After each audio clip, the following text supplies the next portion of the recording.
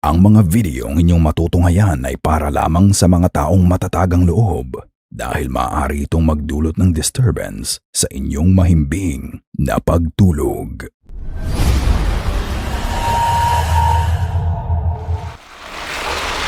Food delivery. Ang lalaking mapapanood nyo sa video ay isang Grab rider mula Malaysia. Siya ay dedicated sa kanyang trabaho. Umulan man o umaraw, madilim man o mataas ang sikat ng araw, wala siyang hinto sa ginagawa niya. Isang beses, nakakuha siya ng booking sa isang maliblib na lugar. Tahimik ang daan at wala din masyadong sasakyan.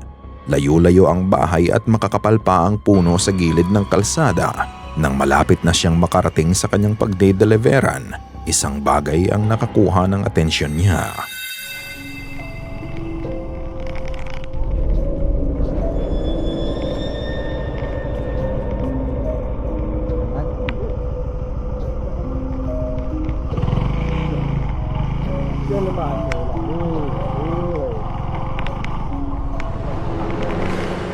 Malayo pa lang, nakita niya na ang puting figura na nakatayo sa gitna ng daan. Dali-dali siyang nagmenor matapos niyang makita to. Ang puting figura ay hindi gumagalaw at tila ba naghihintay lang sa mga nagdadaang sasakyan. Para nga itong babae na nakasuot ng puting mahabang damit. Sa kanyang takot at pagkabahala, hindi na niya inusisa kung ano to. Agad siyang umikot para iwasan ang nakakatakot na pangitain sa gitna ng daan. Mabuti na lang at may nahanap pa din siyang ibang daan para ma-deliver ang order ng nag-book sa kanya. Hindi biro ang ganitong trabaho. Sa bawat ruta, pwede kang may maengkwentro. Kaya sa mga rider natin, saludo kami sa inyo. Renovation.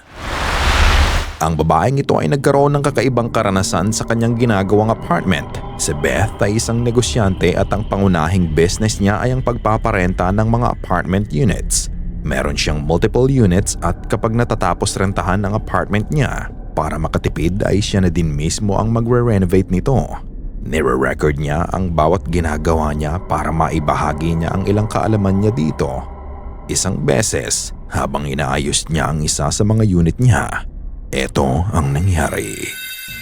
I'm sitting here editing my footage from today working in the apartment, and if I did not take this footage, I would not believe that this even happened. I freaking caught a ghost on camera. Like, I am dead serious. I went over to take out the door in between the two apartments, and I realized that I forgot my hammer. So I went back to my house to get my hammer, and during the time, I didn't stop recording, and there was no one home. The house was built in like the late 1800s, so it kind of makes sense. I've never had anything happen like this before. Here's the clip. I have not edited it down at all.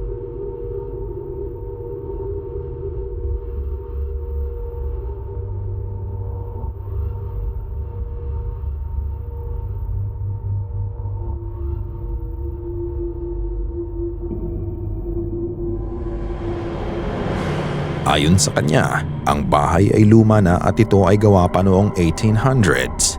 Nang kunin niya ang martilyo, makikita mo na gumalaw mag-isa ang pinto. Makailang beses itong gumalaw hanggang sa makabalik siya. Imposibleng hangin daw yon dahil wala namang draft sa bahay. Kaya ang tanging naisip niya ay multo ang nagpagalaw dito. Hindi naman nakakapagtaka ang claim niya dahil sa katagalan na ng bahay, maaaring may ilang nakatira na din dito na hindi mo nakikita. Ano sa tingin mo? Multo o hangin? Ikaw na ang magpasya. The Playground. Binalikan ni Moses ang playground na pinaniniwalaan niyang haunted. Kasama niya ang kanyang asawa, pero hindi nila nilapitan ang lugar bilang pag-iingat na rin kung sakaling may mangyari. Mula sa posisyon nila, pinapakita lang niya ang mga palaruan sa playground na to. Walang kahangin-hangin at wala ding tao nung oras na yon dahil oras na din ito ng gabi. Habang pinapan niya ang camera niya, may mangyayari na magbibigay kilabot sa kanila. Ah, ito sa pinto. Pero miren, chequen nomás. Estamos solos, no hay nadie aquí en la presa. Aquí vinimos de nuevo para checar otra vez lo del mentado árbol que habíamos, de susodicho árbol, no, pero pues la neta, esta vez la verdad no quisimos bajar, ni quisimos, miren, aquí estamos yo y mi esposa, y por la neta esta vez no quisimos bajar, por precaución, porque no sabemos qué es lo que puede haber ahí. Entonces mejor nos quedamos aquí, pero ahí se mira donde está solo. Mira, ahí están los juegos, donde está nada prácticamente. Ay, no mames. Mira. No me jodas. Ay, nomás chequen ustedes, miren. No, vámonos mejor. Vámonos. No, esto no está bien. Vámonos. Aquí definitivamente sí hay algo. Ay, nomás chequen, juzguen ustedes. Y mira, y nomás ese aparato es el que está. Nomás ese aparato es el que se está moviendo. No, sí está cañón.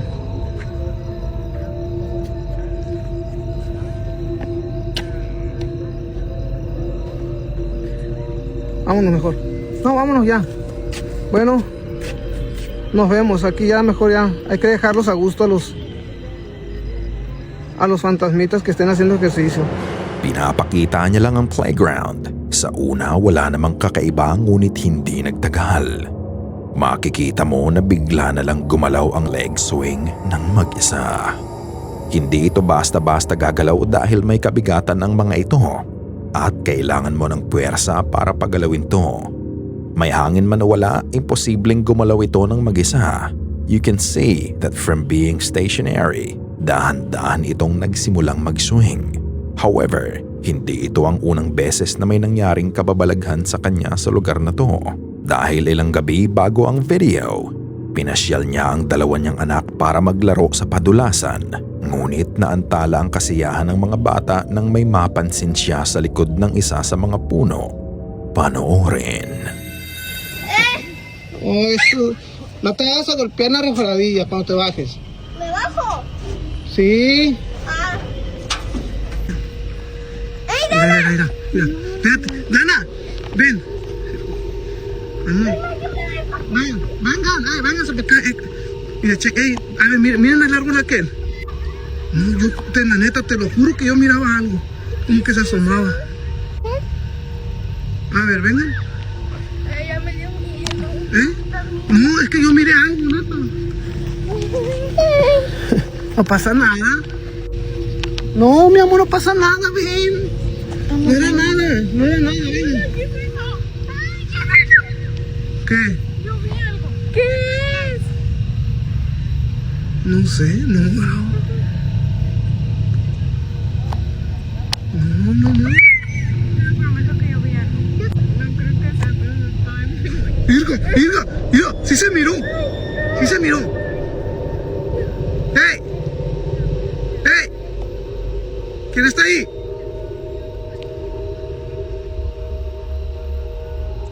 Yo sí miré, alcancé a ver algo. Mira, ¿te checaste? ¿Viste? ¿Qué es eso? A ver. Hermanito. ¡Oh, mira! ¿Qué es eso? Ay, no.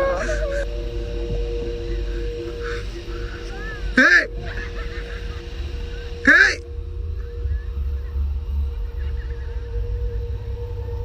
¡Lujo! ¡Asómate!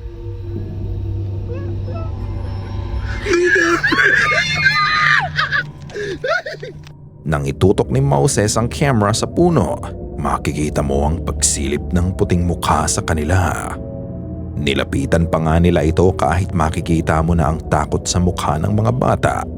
Nang muli niyang itutok ang camera sa puno, muling sumilip sa kanila ang puting mukha. Nang kumprontahin niya ang figura, hindi nga nagtagal. Nakita nilang muli ito at matapos nun ay napatakbo na lang sila sa kaba. Naniniwala ba kayo na ang mukhang sumilip sa kanila ay ang parehong entity na nagpagalaw sa leg swing? Ano sa tingin nyo? Totoo o gawa-gawa lamang? Welcome home. Ang videong ito ay binahagi ng poster sa kanyang TikTok account dahil sa nangyari dito. Sinundo ng asawa niya ang anak nila galing eskwelahan. Makikita mo sa CCTV footage ang pagdating ng mag-ina. Ibinaba ng asawa niya ang bag na hawak nito sa lamesa. At kayo na ang humusga sa susunod na mangyayari. Okay, hold on. Let's get you. My donut. Oh no. Here, don't mess it up. Whoa. Okay. All right, let's get you outside. Come on, Odie. Let's go outside, crazy boy. Let's go outside, crazy boy.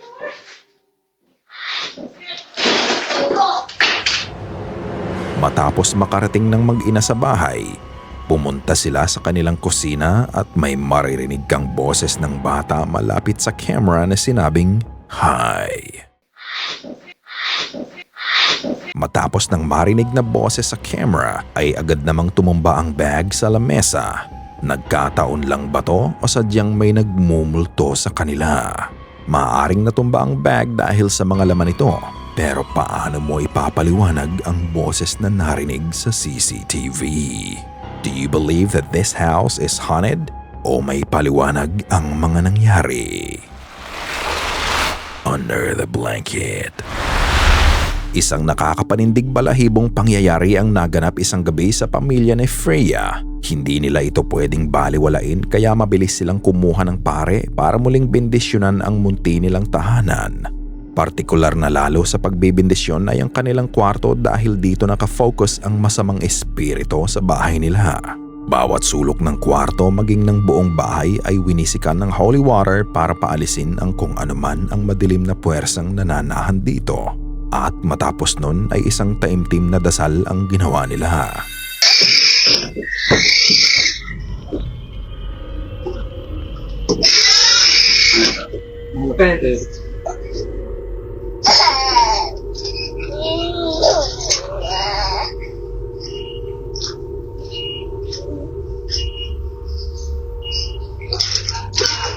Mamatay.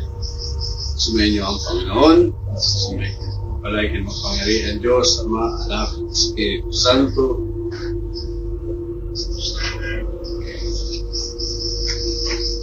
So, ano, kagabi lang nangyari yan? Isang araw ko madaling araw. Just po, may CCTV po. Nang matapos ng pare ang kanyang house blessing, ang tanong nito kay Freya ay kung kagabi lang nangyari yan. Ang tinutukoy niya ay ang kababalaghang naganap sa loob ng kwarto nila. Hindi nga lang ito simpleng pagpaparamdam. Dahil sa nangyari, phobia ang inabot ng panganay niyang anak. Mag-aalas 4:30 ng madaling araw, tulog pa ang lahat maliban kay Freya at sa panganay niyang anak. Napasigaw at napaakap na lang ang bata sa kanyang ina dahil ito sa nangyari.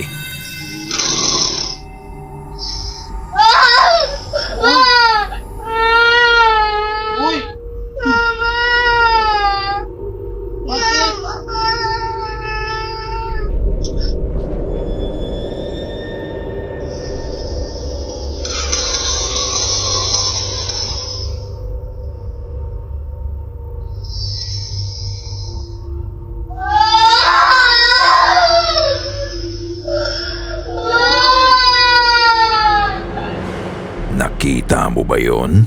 Habang nagse-cellphone si Freya, makikita mong inayos lang ng kanyang anak ang kumot niya nang bigla na lang na parang may humatak dito. Nasaksihan ng bata ang pangyayari na labis niyang ikinatakot. Bukod doon, nang ayusin ng bata ang kumot, makikita mong nakabaluktot ang dalawa nitong paa. Hindi din pa ni Freya ang may gawa nun dahil nakatalikod siya sa anak niya ng oras na yon. Hindi lang yon ang nakakapagtaka sa pangyayari. Kung pagmamasdan, kung ano man ang may gawa ng paggalaw ay nasa ilalim din mismo ng kumot kasama nila. Ito ay nanggaling sa tabi ng anak niya at papunta sa paahan nila. At pagkatapos noon, makikita mo pang umangat ang kumot na parang may tumayo sa loob nito bago ito nawala. At sa pagsigaw ng anak niya, isang orb din ang mabilis na dumaan mula sa kanan pa kaliwa. Na-capture ba ng CCTV nila ang aktual na haning sa bahay nila? Matapos nga ng ginawang house blessing, wala pang naging update si Freya tungkol dito. Napaalis kaya ng pare ang masamang espiritu sa bahay nila? Katulad ng dati ka Goosebumps, ikaw na ang magpasya. Ikaw na ang bahalang humusga.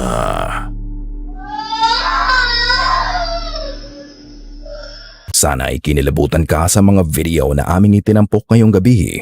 Kung may nais kang ibahagi ay bukas ang aming email na goosebumpstopstories@gmail.com at Facebook page.